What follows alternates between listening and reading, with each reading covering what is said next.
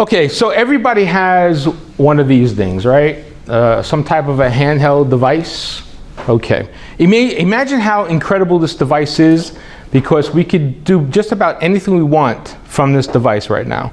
Take pictures, call someone, text somebody, and what else can we do? We can buy something from it. We can book a vacation. You could talk to your therapist, your psychiatrist. You could talk to your family member in a different part of the world. I always think that's so fascinating how, because, you know, and I've been down here in Miami now for 20 something years, and Miami's so diverse, how nowadays, and I remember the days of having to go to a bodega to get a phone card so that you can call, an international phone card, so you can call, you know, your home country or something like that. And nowadays you just hop in on WhatsApp or on FaceTime, and now you're calling into another country. And I used to travel quite a bit. I covered 22 countries way back when, and the phones weren't really readily available back then, but I couldn't speak to my kids because of that. I couldn't see their faces, and now it's so easy. You could be anywhere in the world, and because of your device, you can see everything and everybody, right? So that device is pretty amazing. And one thing that happens is we look at that device to help us run our lives, but also buy things, okay?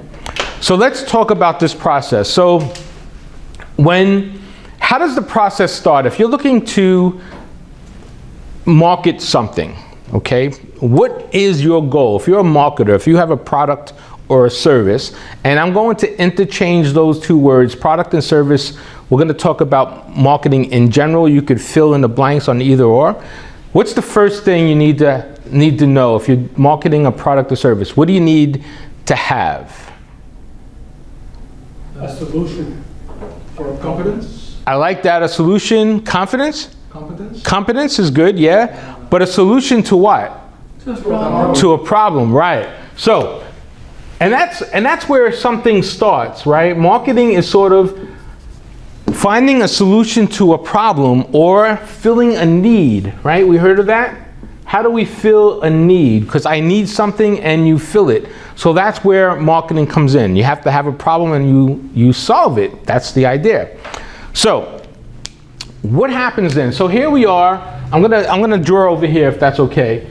Here we are, we're the marketer, right? And we have an answer to a problem, or we're solving a need. So what does that mean? Well, that means the consumer is over here looking for something, right? They have a problem or they have a need. So they're out there looking for something. Now, what connects these two? How do they look? When you have a problem, when you have a need, what do? What's the first thing you do? You go to internet. You go online, right? You go to your phone, wherever it is, and now you start searching for it, right? Okay. So hopefully, as a marketer, you have the answer to that problem or need. What does that mean? What is between us and the consumer? When you search for something, what do you see? What comes up? Different solutions. Different solutions? Define that. What are you seeing? Like, Ads. you're seeing ads. What else? Videos. Videos. What else? Blogs, right? Pictures of products. You're seeing reviews. You're seeing influences. Okay. We call all of that, I'm going to make a triangle here. We call all of that content. Okay? That's all content. So content comes in a lot of ways, a lot of shapes. You can have content in videos, audio, ads, reviews, blogs, images. That's all content. So I like to think that there is what we call a content pyramid. A pyramid meaning there's three really important parts to that content. The first one I'm going to put up here, it's videos. How many people have a TikTok channel? Are we on TikTok yet? Everybody should be on TikTok, right? Okay. So how many hours a day do you spend looking at TikTok videos? You're smiling, so it's over an hour. I know that, right? So the average is between an hour and 45 minutes on TikTok. Now I'm guilty. I probably spend at least 30 minutes TikTok. What about YouTube? How many watch YouTube? Right? Okay, how many hours do you spend on YouTube a day? None? A lot? I end my night watching at least 30 to 45 minutes of YouTube. And it's all kinds of different things. I go down that YouTube rabbit hole, so it's all kinds of different things, right? And YouTube has these algorithms that will take you down that rabbit hole. So we are watching these videos. That video content is driving that engagement. That's what's really driving that engagement. So that has to be on top of that pyramid. The other piece of that is, this is not really happening yet, but it will be happening soon. Audio. Why? Who's using Siri to find things on their phone right now? Anybody? You are? Anybody using Alexa or Google Home to find things? Okay. Right now we're typing things in. We're searching for things by typing. In the not too distant future, in fact, I would probably say in less than, this is 24, I would say by the time we get to 2030, we're probably not going to be typing any searching in at all. All we're going to be doing is find me Professor Ken's digital marketing class, and here it comes. That's all. We're going to be speaking what we want. How many people talk to their cars to find them places, find them a restaurant, to find them directions, right? That's happening right now. We're just beginning that whole process. We're just beginning the whole process. So audio is going to be a big part of what we do in the not too distant future. So the next part of that is what we know traditionally, right? Let's call that images. Let's call that what we call here in marketing called copy. That's the words that we put on paper. Now, the words that we put on paper is important. I'm going to put words here, but when it comes to the internet, there's something more than words. It's called a keyword. What's a keyword? What do you think a keyword is? Like important words that will guide Searchable. Will guide like the search engine. Okay, words that will guide a search engine, that's all good. But it could be a phrase, right? It could be a phrase, it could be a phrase. Keywords, yeah, you can use keyword phrase or keyword. It's searchable, but more importantly, what is it saying? They found you. They're finding you. How do they find you? Because you're putting words in there that Google says, oh, you want a digital marketing class? Well, Professor Ken has a digital marketing class. My content has the word digital marketing in it, and I'll show you this when we look at things in that content, my images, my videos. So when you punch in, I like to take a digital marketing class, the odds of me coming up are stronger because of the fact that I have that keyword in there, that digital marketing class is in there, right? That's how it works. So there are algorithms to Google. It could be very complicated, but basically at the simple level, Google is only going to serve up what someone is looking for. They're looking for intent. Why does somebody want the digital marketing class? Because when you look for something, you're not looking for a digital marketing class. Maybe you're looking for a digital marketing class to help you with business, right? So maybe it's Professor Ken's digital marketing class that will help you for business. And Google will help serve that content up to you. We'll look at that online here in just a few. Okay, so keywords, that's what that copy comes in.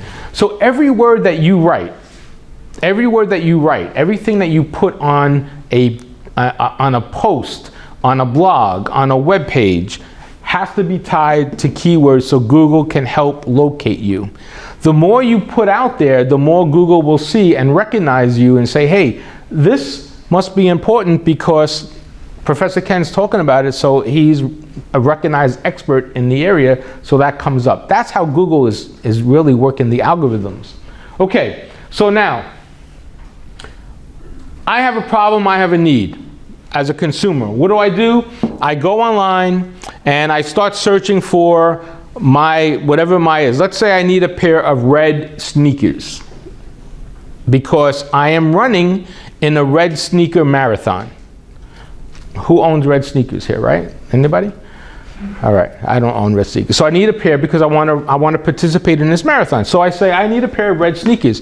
Professor Ken sells red sneakers on his sneaker shop. So if I'm smart here, I have content that focuses on red sneakers. So when you search for it, that content comes up. And now I find it. Now I find that content, right? So now what happens when I'm searching for something? There's a process that we go through.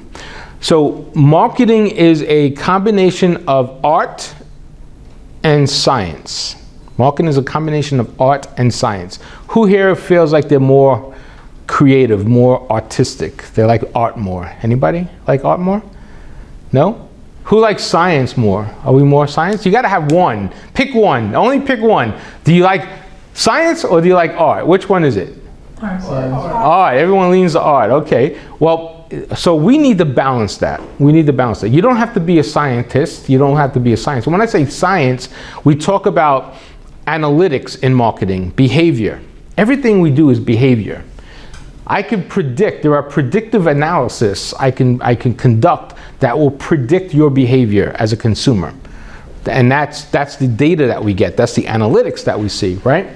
So you need that balance of art and science. That's what that's gonna help here. So now, what do? We go online and we look for something, right? And I'm looking for red sneakers for my red sneaker marathon. Okay, what do I see? I look up content. What do I see? I start looking at the content that comes up. Maybe I look at what? Reviews, right?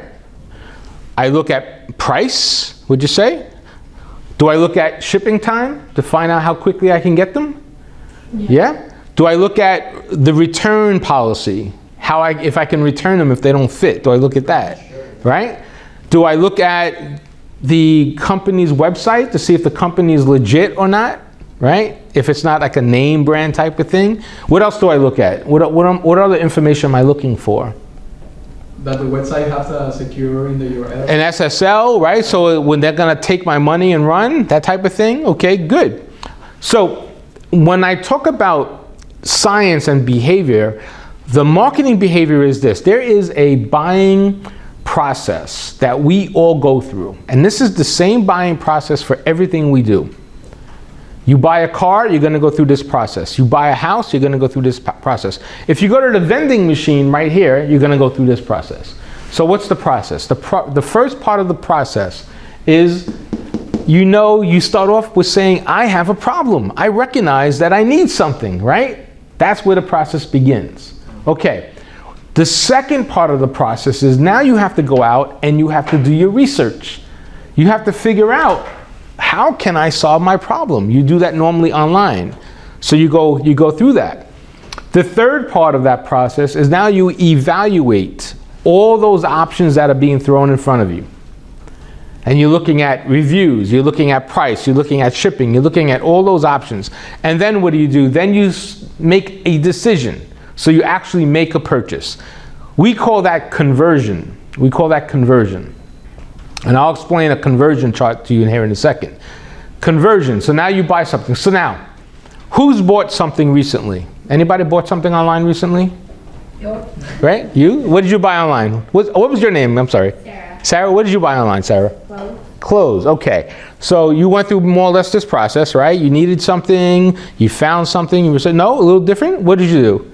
I just went online to shop. You went online to shop. So, but you needed something. I didn't need anything. You didn't need anything. Oh, wow. So you just bought for the sake of buying.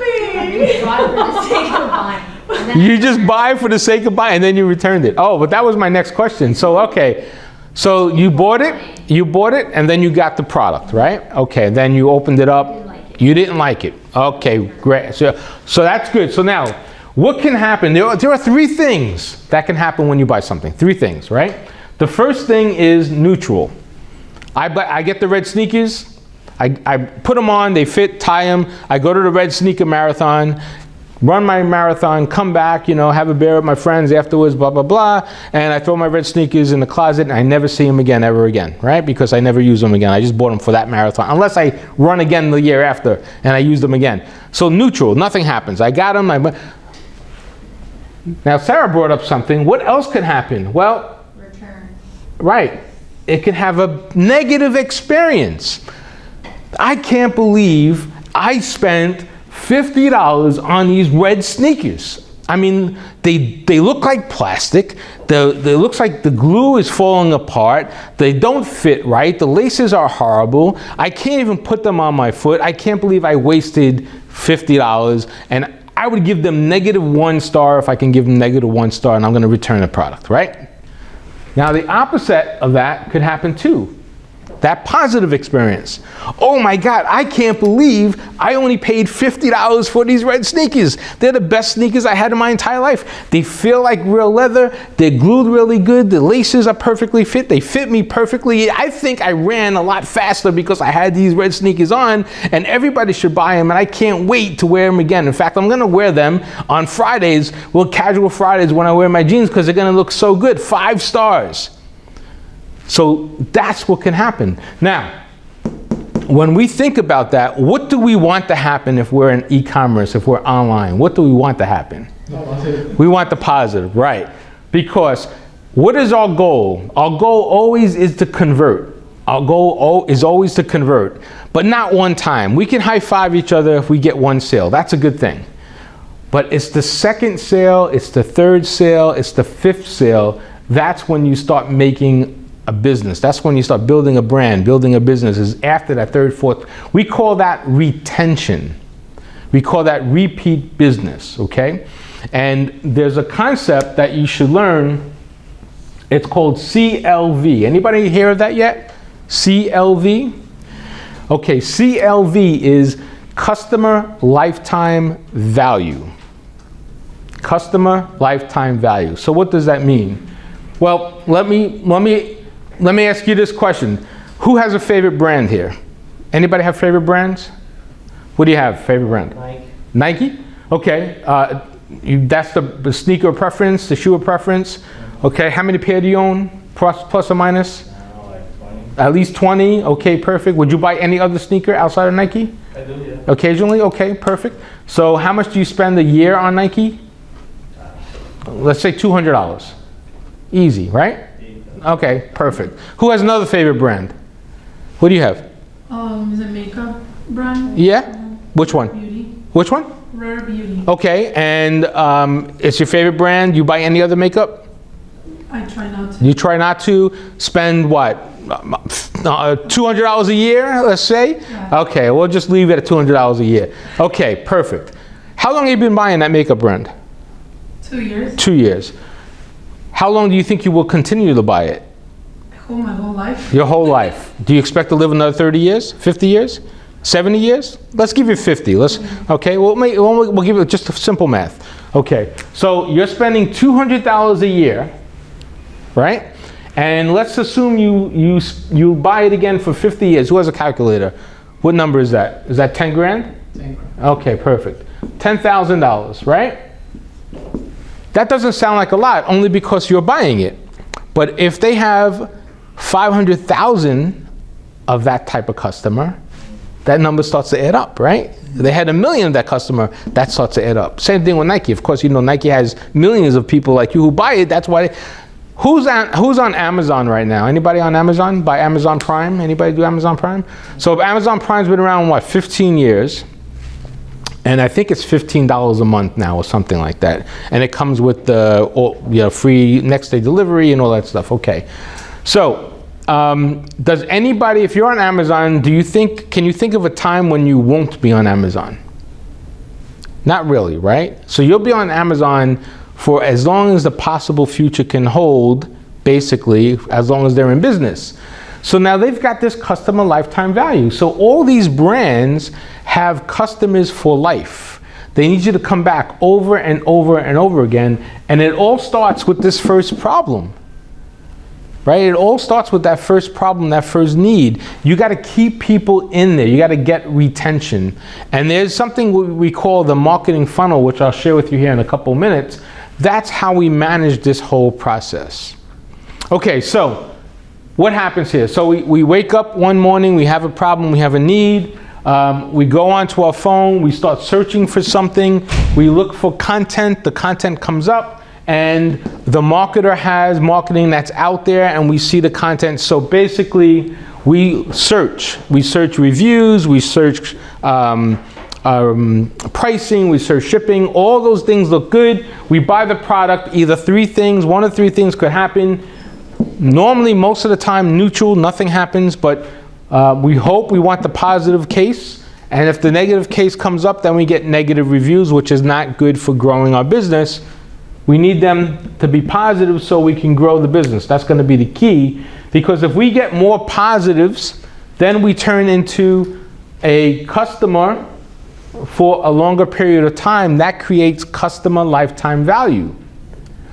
So every brand that's out there today, every big brand, every e-commerce company starts with their first sale somewhere. Starts with this whole process. And that's what everything is all about. It's this very simple process here of having a problem, finding a need, and filling it, okay?